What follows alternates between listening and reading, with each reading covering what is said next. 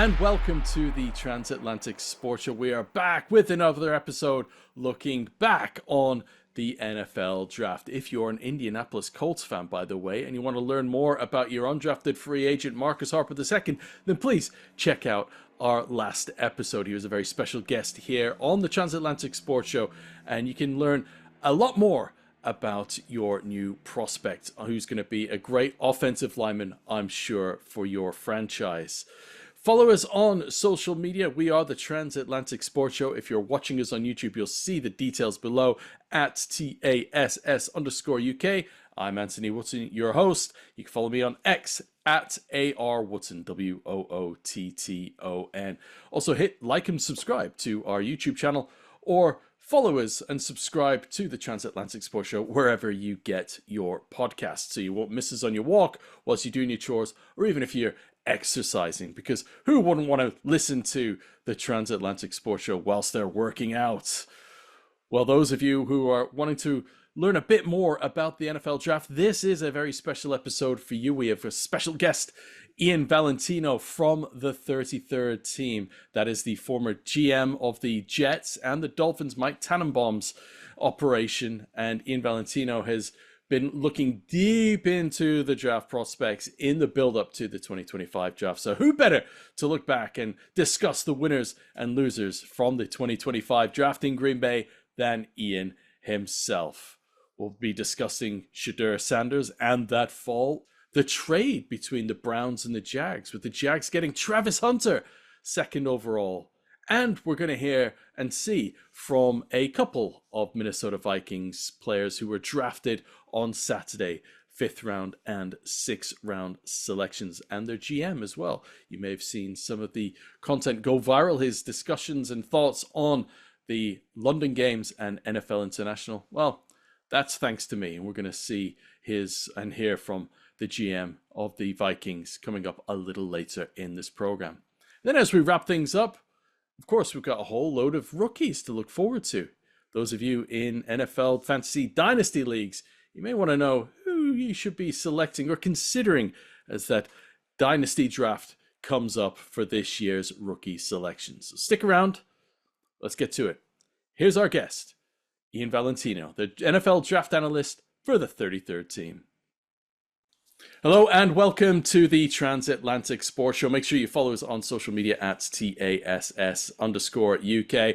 As advertised, we have a very special guest, Ian Valentino, NFL draft analyst for the 33rd team. Great work going on with the 33rd team.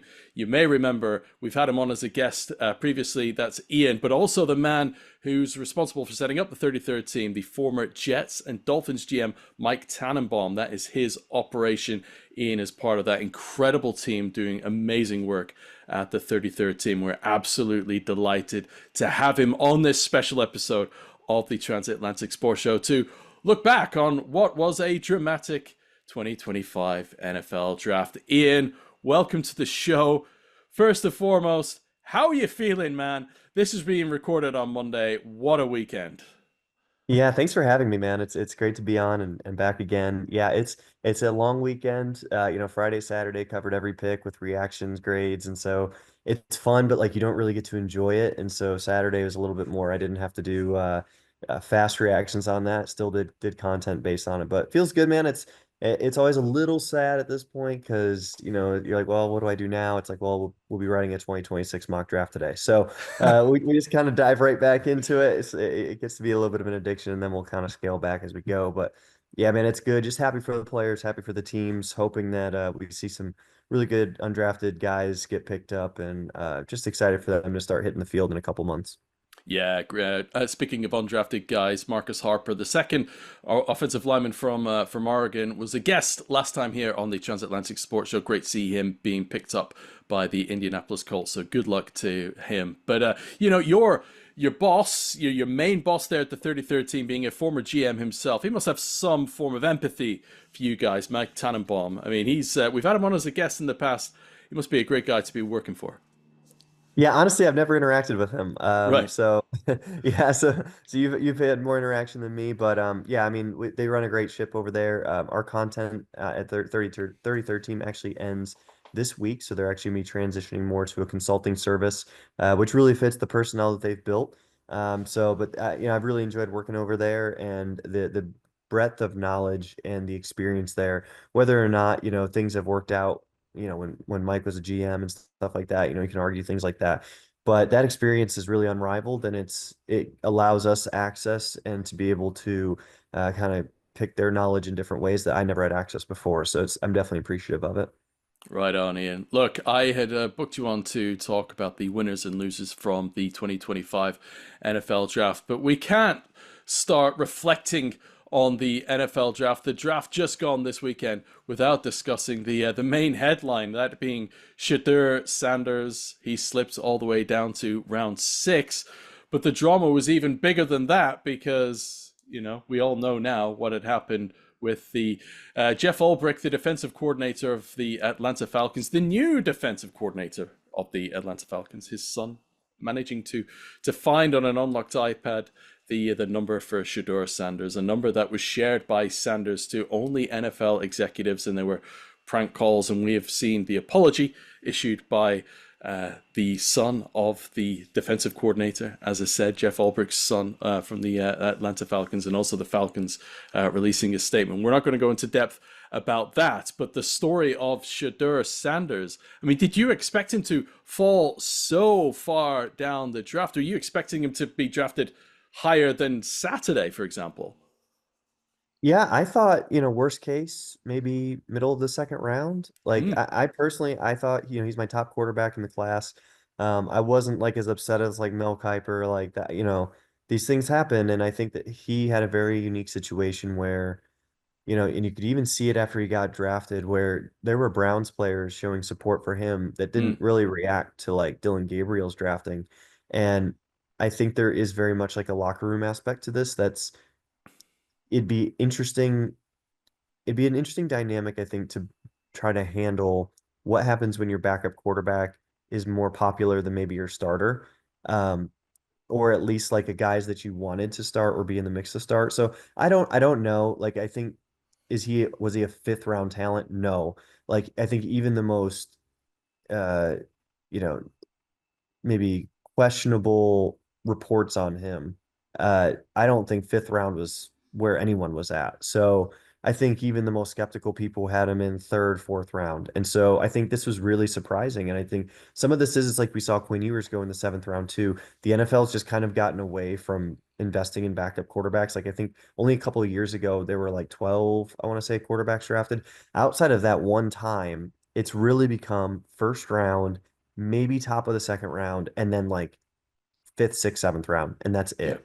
So there's no real middle class in the NFL anymore when it comes to quarterback prospects. This year was a little bit different with Jalen Milroe going in the middle rounds, but yeah, it's shocking for him, but I think it worked out. Like, as Mm. funny as it sounds, I think that was the spot. I think he was very much a guy who needed to go to a situation where he could compete to start. I don't think teams wanted to deal with him if he was like the third quarterback on the roster, or at least like the clear-cut third guy. I think that's silly. Like, I don't know why some of these teams didn't take a gamble on him, like Miami, Indianapolis, even like San Francisco. It's like he's clearly a scheme fit. So it's really odd to me, but ultimately, we'll see how it plays out. Maybe some of these concerns were validated. I mean, he wasn't even the first quarterback selected by the Cleveland Browns in this draft. What's the Browns game in this? Because they've now got four quarterbacks, right? Who are going to be, you would expect to be healthy. So you're not even equating Deshaun Watson within that. But the Browns there. I mean, they are no strangers to controversy, and they now are going to have a quarterback controversy going into the offseason or preseason. Yeah, the nice thing I think from their standpoint is they don't have a lot invested. So Mm, any of these guys, they can just move off them fairly easily, fairly quickly. I think Gabriel's probably the most awkward one because I think they overdrafted him by mm, probably 3 or 4 rounds, number one. And number two is if they did and teams see that similarly, can they move off of him? Let's say Shador comes in and is just a rock star. mm. And let's say Pickett comes in and he's a good soldier all of a sudden. And, we know Flacco, he's probably a 1 year guy, but you're going to want to keep him no matter what. So I think they might be in a little bit of an awkward spot because I don't know that Gabriel clears waivers if he ends up being the odd man out. So maybe they end up, maybe Kenny Pickett ends up being the guy who's the odd man out. But I think their thought was, look, there's no way they expected Shedeur Sanders there in the fifth round. Why not at that point? They've got to strike gold at some point. In worst case, it doesn't work out and they cut him. And then they're drafting high anyways for a quarterback. I like that they were willing to do that. If you randomize the order of their draft results, I think their draft looks a little bit better. If you look at it and pick it apart, where did you take who exactly? It looks a little clunky. But I like their idea. And worst case, you reset the room again next year. They didn't really put a lot of stock into it, and now they have the Jags first rounder to help them. That's right. Yeah, absolutely. Yeah. And look, hey, we get to see him if he comes over with the Browns later this year. The schedule's still to come out, but you would expect around October time, the Cleveland Browns, one of the two home teams at the Tottenham Hotspur Stadium later this year. So that story we can follow here over in the UK. And of course, with the Transatlantic Sports Show, we will be at those Browns press conferences. We can guarantee you and assure you of that a little bit later in the year. Another team coming over to London is the Jacksonville Jaguars, and a player we're going to be able to see develop and grow very closely is Travis Hunter. Were you surprised that the Cleveland Browns traded down in the draft and essentially waived a generational talent, a potential generational talent in Travis Hunter to allow the Jags to move up? What's your thoughts on that trade, that blockbuster trade that kicked things off after Cam Ward went first overall to the Titans? Yeah, I think the only way you make that deal is if the team makes it worth it. And Right. Jacksonville made it worth it. It's just for Cleveland with where they're at, one player doesn't turn everything around. I think there's some, lost opportunity there, I think, from adding a generational person. And I think that's the biggest thing that Hunter would have brought Cleveland is, yes, he addresses a huge need, whatever side of the ball he plays on. Yes, he's a great player. But obviously with the Watson stuff, you could use a little bit of a reset there, I think, as far as the locker room, where you want this franchise to go. He's going to be the hardest worker on the team, regardless. And so that franchise could have used that as much as anything else. And so I do respect, though, that they look at their situation and they say, we're not a Travis Hunter away from Mm, being good in 2025. Like, we're going to be bad. We're probably going to be bad in 2026. mm. It just is the reality of it. We need to reload for 2027, 2028.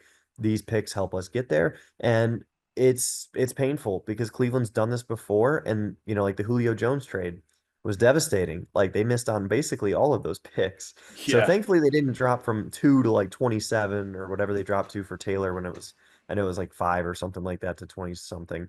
But so they got Mason Graham, which is huge. That's been a long-standing need. I don't think that they would have been open to that trade if it wasn't within very specific parameters. And credit to Jacksonville, they feel like they're a lot closer and they might be a Travis Hunter away. That's right. I was on BBC Five Live on Friday morning reflecting on the draft, the first round, and there's only 3 minutes of time to reflect on that. So, as you'd expect, we discussed Cam Ward, but the main focus of the conversation was on Travis Hunter and just trying to explain to a British audience over here that this guy is a unicorn, and we're almost going to be blessed to be able to see him up close over a number of years and through years of growth for Travis Hunter. I think first and foremost he's probably going to be used as a receiver for Trevor Lawrence and that Jacksonville offense, but we will see him operate on both sides of the ball. What was your grade for Jacksonville's draft overall? But let's start first of all with your initial thoughts on this guy, Travis Hunter, the Heisman winner, of course, for last season, which makes him the top college prospect or the top college player last year in 2024. Yeah, I thought he was the best player in the draft, right? Like it would Right. be him and Ashton G&T. I think, they had separated themselves. I don't really think that there's anyone really probably arguing with that. And I think that Mm. that's fair. So for me, I looked at him as more of a wide receiver. You can spell him at cornerback, but like his greatest value is going to be ultimately at wide receiver. Really, he's a twitch step guy. He's explosive. Like he just checks a lot of the boxes of just someone who's going to be successful and be successful quickly. Like his body control, his feel for the game, really just phenomenal with how he can control himself. And he does it, I think, in a way that's not so obvious that it's like jarring Yeah. until he does it. So he's not like a Jamar Chase who has A plus plus speed, A plus plus acceleration, and everything he does is dynamic. Hunter, he's explosive, but almost in a more controlled way. And I think that's actually a really good thing. I think it's because he's very technically sound. He pays a lot of attention. His footwork is incredible. He doesn't look like someone who's 5'11", 190 pounds. Or like, he looks Mm, like he's like 6'3", he 205. does. He Yeah. plays like a big guy. It's really interesting to see his play style. So just he's super fun. And I think that it's because his timing too, like you can tell he maximizes his own ability because of the instincts, because of the things that really make someone special. So it would be absolutely jarring to me if he's not, an 8-time Pro Bowler by the time his career's over. Man, yeah, and look, we have all the reason to be excited to see this guy coming over here. Again, we'll find out in a couple of weeks' time who the Jags will be playing at Wembley Stadium, who their opponents will be, but we'll get to see him up close, just like we have with Trevor Lawrence and a few other those the Jags top prospects coming over here and performing. So we are going to be blessed as a UK fan base. Speaking of UK fan base, a team that has invested heavily in the UK and NFL international are the Minnesota Vikings. And I was very fortunate to be able to speak to a couple of their draft selections on Saturday night, Saturday afternoon, your time, where you guys are. And that the first up was their fifth round selection, the defensive lineman Tyrion Ingram Dawkins out of Georgia. I mean, you look at his tape, and I mean, you only have to look at the prospects and the talent that have come from Georgia along the defensive line, and you get an idea of how good these guys can be. He had this to say about London when I quizzed him after his selection. So he'd just been selected. He's gone through. He's phoned home, spoken to his parents, had all the celebration. Then he speaks to the media, and afterwards it came to my turn, and I asked him about his thoughts on the NFL London games, and hopefully at some point in the future him coming over here with the Vikings.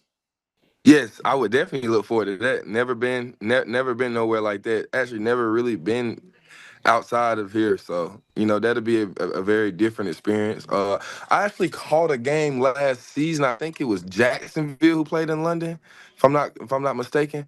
I watched it. It was different. I wasn't expecting it. I'm starting to see the NFL starting to go more international, games in Brazil and stuff like that. So I think all in all it's very cool. It's different. I think it's something to experience for sure.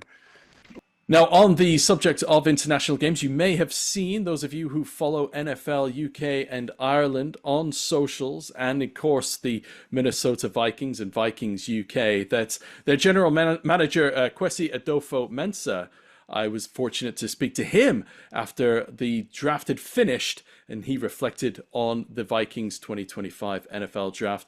I went a little bit left field and asked him for his thoughts on the growth internationally, because as we saw on Saturday, a few of those fourth round selections were made by fans and players alike worldwide. They spanned the globe. There were some announcements from over here in London. There were announcements in Dublin. And I just wanted to get Kwesi's thoughts on the NFL and their commitment and engagement with fans globally. Yeah, no, and look, this game that we play is an incredibly beautiful sport that that we all wake up and work long hours for. So it's just an incredible thing to see, the global outreach that this game can have. And then the Vikings fans, when I got this job, I think I've told the story about my mom's neighbor who ended up being a lifelong Vikings fan that I never knew, and took me to his Viking shrine in his bedroom. But I think that it never goes unnoticed to me how broad this fan base is and how passionate it is. And so it doesn't surprise me to see the fans all over the world just enjoying this game and what it brings and the celebration of the game. That's one of my favorite things about the UK game. When I'm not working in football anymore, I think that's a game I probably want to attend as a fan. I think it's just a celebration of football. I want to sing Sweet Caroline in the stands like everybody else. I want to do all the fun things that you guys get to do when you're not sweating out a fourth quarter game in the NFL. But I think it's just incredible what this league's been able to do, spreading the game internationally, and then we'll continue to do so in Africa. I'm fortunate enough to be involved in the Ghanaian flag football team effort. If anybody would like to go support that effort, we're happy to have you. But it's just incredible what the outreach of the game and what it's been able to do. Minnesota's sixth round selection, Kobe King, finds himself in the same division as his twin brother Kalen, who was a 7th-round pick by the Green Bay Packers last year. With a name like Kobe, I had to ask him when we spoke to him afterwards whether he has the Mamba mentality, just like the late, great Kobe Bryant. Oh, yes. And it's a different type of mentality. It's an approach and a demeanor with me. With being a Mike linebacker as I was at Penn State, it's always the approach and demeanor to the game, to meetings, to practice, to anything I'm doing. It's always the approach and demeanor, and that's kind of my mentality, approaching anything I do. So there you go, Ian Valentino, NFL draft analyst from the 33rd team. Couple of draft selections there for the Minnesota Vikings. Let's start with that guy out of Georgia, the defensive lineman, Tyrion Ingram-Dawkins. What are your thoughts, having watched the tape as an analyst on this guy? Yeah, I couldn't believe he went as late as he did because Really? his body alone is a top 90 prospect. Like in any draft, it's almost impossible to find someone that has an NFL ready body, almost 280 pounds. Like the way he moves, he's got all the measurables. I thought tested really well at the combine. Like I may not have expected him. His explosion numbers were great, like 90th, 95th percentile for some of his jumps. Three cone time was pretty respectable. I think it was like average to a little bit of above average. And so you just want to bank on those type of athletes. And he looks the part at his best. He can show a lot of power, heavy hands, able to play against the run. So I think just from a physical standpoint, he fits. Like he's an NFL player. There's no doubt about it. He will be in the NFL for years as long as he, shows up basically and tries. So that's the good news. To get that in the 5th round is very unique. Now, there's a lot that he needs to change too. Like he needs to get a lot better. And this is where he probably fell. He just doesn't really know how to use his hands sometimes. He ends up being a little bit like Ricky Bobby. Like, what do I do with my hands? And it's as far as like building out that pass rush arsenal, it takes time. It's going to take, potentially years. It may never come.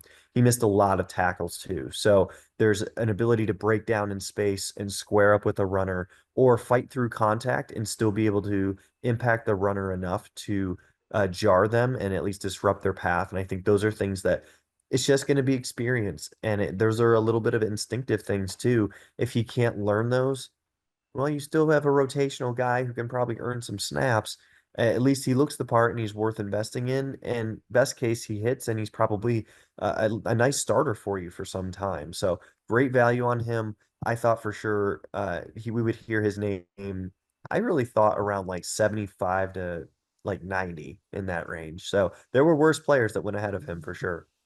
Yeah, and Kobe King spoke very confidently afterwards as well, and ends up in the same division as his brother. So that's going to be fun to watch later this year. Look, I know you got to go, Ian, but before you go, I mean, there's going to be people listening to this who have got fantasy football dynasty leagues, and we're going to be having our drafts in the coming weeks. So who are some of those star talents from the draft? Maybe some of those selections that a little bit you might be able to get in the 2nd or 3rd round in your dynasty draft coming up, if you got one coming up soon? Yeah, I look at Travion Henderson. I mean, we know a lot of like the running backs, right? Like the 1st round guys are going to be obvious, and same for the receivers. But Travion Henderson, I thought, fell in a really nice spot in New England. They needed a lightning to go with their thunder with Ramondre Stevenson. He's a 3-down guy. Henderson is. He's going to be able to help on pass pro too. That's going to earn a lot of trust very early in his career. So I think that bodes well for him becoming the star there. I would also look at Cleveland's Dylan Sampson, the other running back that they took. They took Quinshon Judkins, but I think Sampson is someone who's going to, almost like Henderson, be the explosive presence. Get some of those carries that are 3rd and long, and when the defense is committed to the pass, he comes in, Sampson can make plays and get kind of easy production. Like you just want cheap and easy production, and there's no one else on that roster. I don't think Jerome Ford is going to really get in his way. I thought he is kind of like a borderline NFL guy. So for me, I'm looking at Sampson, even though, yeah, was he a later round pick? And yeah, that's a little bit surprising to take, but that's someone that especially could outperform his status. And because of the explosive plays, Cleveland desperately needs offense. So you want to find those guys with those touches available. I would also consider Trevor Etienne. I thought that he was a little bit undervalued throughout the draft process. I like his tape. I think he's a patient runner. I think there's a lot there. that usually bodes extremely well for the next level translation. Now, does that mean that he's going to be impacting your team, even in 2025? Like we're talking dynasty. So he may be more of an end of 2025, 2026 type of talent. But I still think that you kind of put in the trust into the process. And I think that he's going to be very much a process guy. Wide receiver, Dante Thornton. He went to the Raiders there early in the 4th round. There was actually a run of very athletic, very raw guys who did not produce a lot in college in the 4th round there. Arian Smith was another one who went to the Jets. But I'd be looking at these two guys as stashers. Go ahead and take them late. Probably not going to see them much this year. Maybe you do on a couple explosive plays, but they have the physical traits of stars. So do they hit that ceiling? Probably not. But if they can become quality third receivers in those offenses, then they can become guys that you want to play based off of matchups, or if you need a variance player. I really like taking guys like that in fantasy where it's like I'm up against a juggernaut, or I have 4 guys on a bye week this week. I need someone who can go in there and put up 20 points, Yeah. have the game of their life, and at least gives you that possibility. And I think those are guys that are going to be either big hits or maybe fall to the wayside, but they're not going to cost you a lot. Awesome. Good stuff. Congratulations, folks. You've just won your fantasy leagues for the forthcoming years, for the future years, the next few seasons. There, you can boast to your friends, and then you can tell them where you heard it from right here on the Transatlantic Sports Show. Ian, I know you got to go because there is no rest for the wicked. You got to work on your 2026 NFL mock draft. But thank you very much. We always appreciate you coming on. Always my pleasure. Thank you. And there goes my thanks to Ian Valentino from the 33rd team. Check out the amazing work that those guys do at that outlet, set up by Mike Tannenbaum, the former GM for the New York Jets and the Miami Dolphins. Great work going on there at the 33rd team. And Ian Valentino, his insight just gives you an example of the incredible content that establishment produces. My thanks to Ian for joining us on this special episode of the Transatlantic Sports Show. Hopefully you've got everything you need from the NFL draft as we discuss the winners and losers there. And you can go ahead now to your fantasy draft if you're in a dynasty league and you've got to select your rookies in the coming weeks. Then hopefully we've done you a solid there and you can pick out those stars and they'll do you a good turn coming up in the 2025 season with your fantasy football team. Here with the Transatlantic Sports Show, we'll be back very soon with another great guest and we'll reflect on the big stories from the NFL. Make sure you give us a follow on social media at TASS_UK. Hit like and subscribe to our YouTube channel. And please follow us via your podcast provider. We love covering the NFL London games. We've covered the Germany games and we've been to Super Bowls as well. So we're here to give you a plethora of great NFL content. All the more reason to hit like and subscribe. Until next time.